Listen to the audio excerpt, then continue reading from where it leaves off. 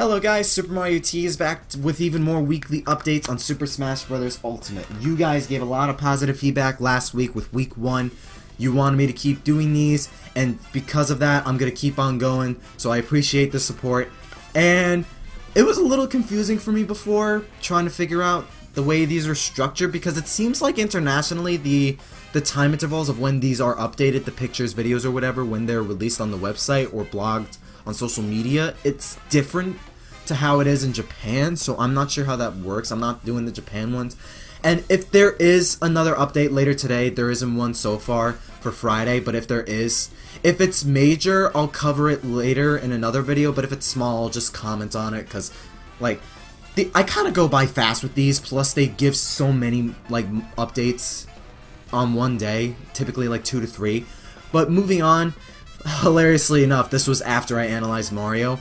They just re-released Mario's character trailer on the 18th, Monday of week 2. Mario is an all-around fighter who uses a wide variety of techniques to respond to any situation. In Super Smash Bros. Ultimate, he shows up with his wedding tux, builder outfit, and Cappy even makes an appearance. I found more nerfs for Mario. Mario got a couple more nerfs than I missed in my original analysis, which I'll get to it. I mentioned his super jump punch having less range. I mentioned his down throw having more alter knockback, different angle, making it harder to perform combos. I mentioned his up tilt having more lag, down tilt having more knockback, lowering its combo potential. I didn't mention his new dash attack doesn't lower his hurt box, meaning he can't slide under certain attacks anymore. It does have more range, but Mario's more susceptible to getting hit when dashing regardless.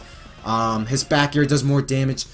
I'm gonna have to look back and rewatch my analysis, because I feel like I didn't mention that and the back air.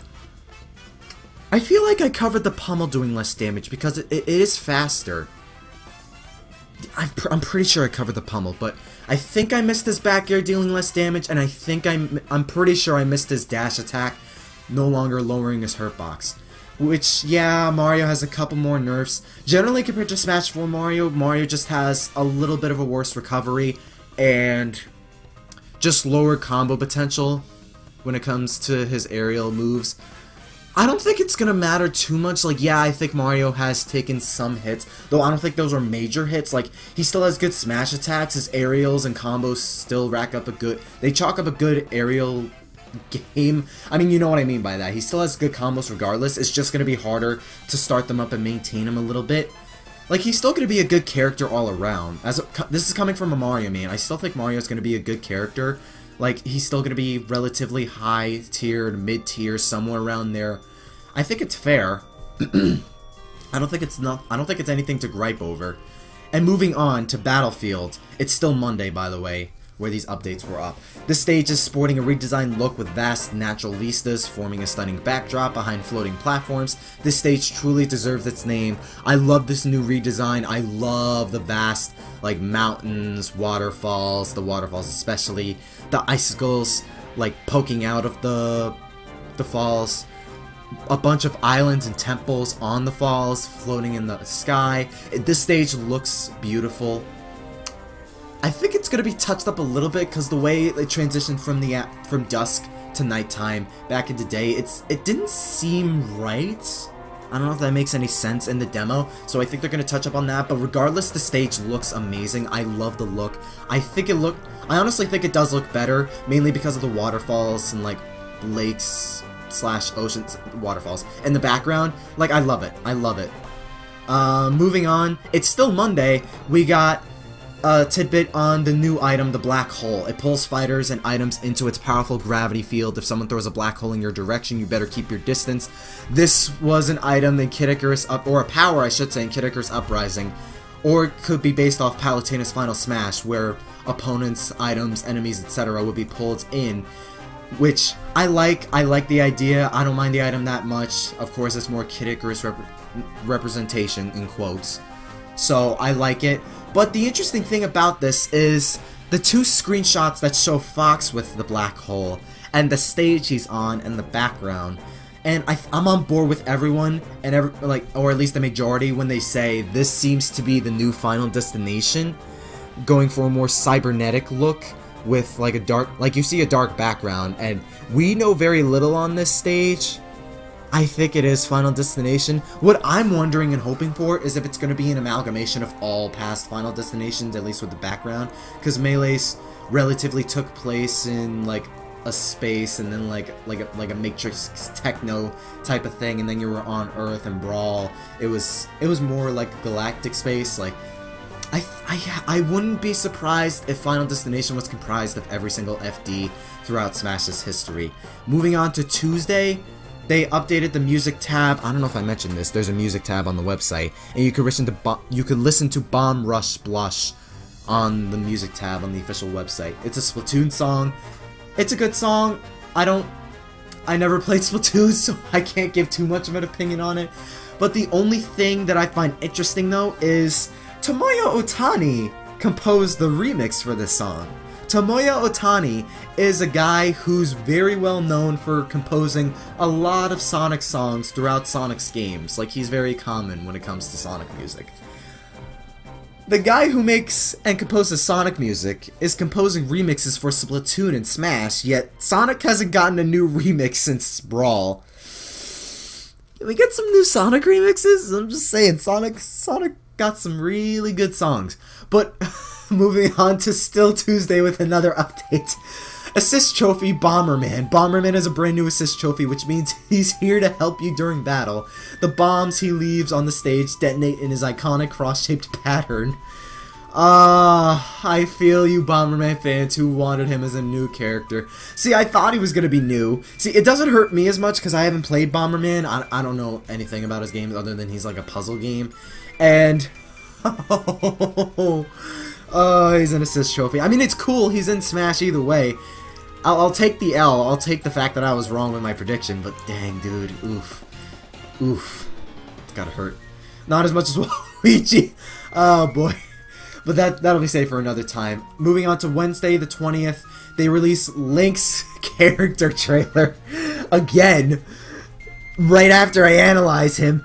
Link has been redesigned to match his appearance in Breath of the Wild. He can now pick up arrows he's fired, and his bombs have been upgraded to remote bombs, so you can set them off when the timing is just right.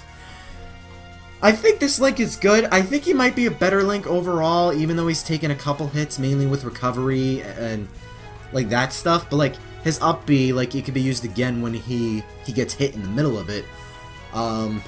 He can pick up his arrows, his bombs sets up for more like item setups along with this bow. I'm forgetting more specifics, but yeah, Link generally is a better Link here than he is in Smash 4. So I think Link mains, like, I think the changes here suit him. I wish he did get more changes. Like, I hear people brought up his Magnesis or Stasis move in Breath of the Wild, where he can literally pick up like different things from a distance. Like that. If that was his tether grab instead, that would have been so dope. That would have been so cool. Along with Rivali's Gale as his recovery. And it would work in a similar manner to Mega Man's up B, to where he could still act out of it. Or Sonic's, though I feel like he would still have more options of attacking. Like, I feel like there was still room for Link to have different moves than just the bow, just the remote bomb rune, just the boomerang, etc. So I feel where Breath of the Wild fans, Zelda fans are coming from, where Link definitely could have gotten more to make him feel significantly more different than before. Although I think the changes here still warrant that Link is a different Link than before, because you're dealing with the different, like Link with the no tether recovery, different grab, different specials, different knockback, more range, all that stuff. I'm still gonna play with him a little bit. I didn't play with Link until like literally like on Smash 4's last legs, and I thought it was fun. It was mainly because of mods, and I thought it was fun. Definitely more technical for my taste, but I still thought it was fun.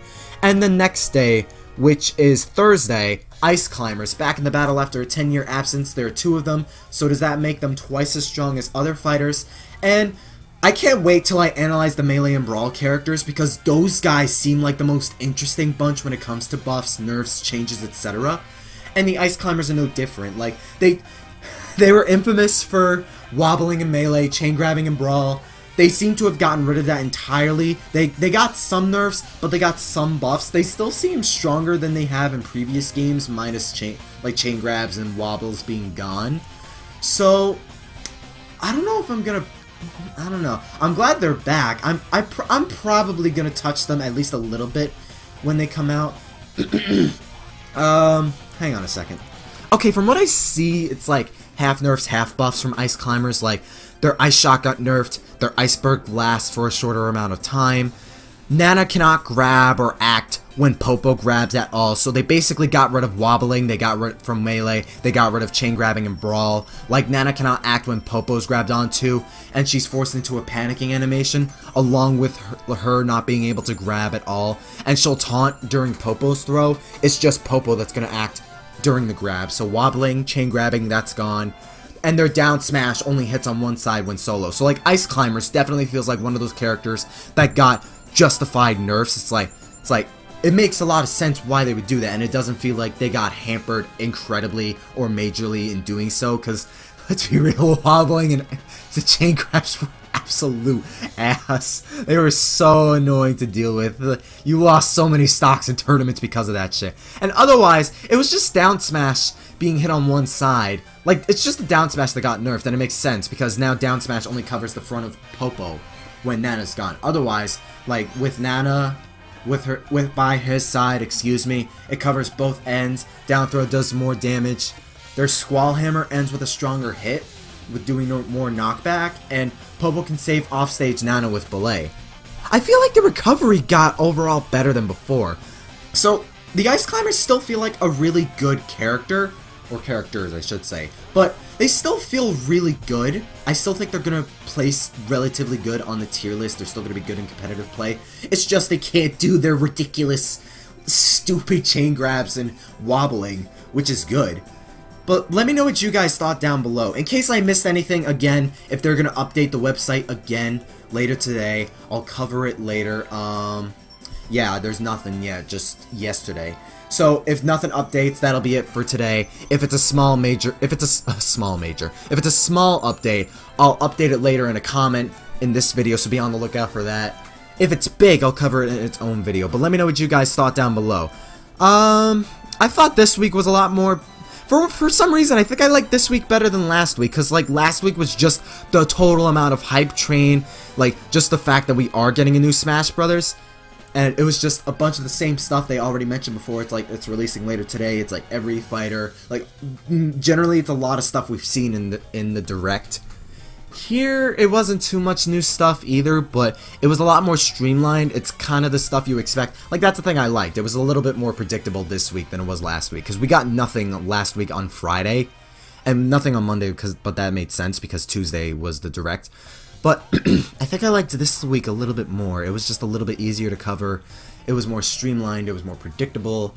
I think we're going to get into more newer details, I think, when we get closer to the end of July. That's when I think we're going to get a little bit more new details regarding stages, items, assist trophies, etc. If not, I think they're just going to cover more of the same characters, the same stages, items, etc. in an update later down the line. But either way, thank you guys for watching, and be sure to stick around for more weekly updates.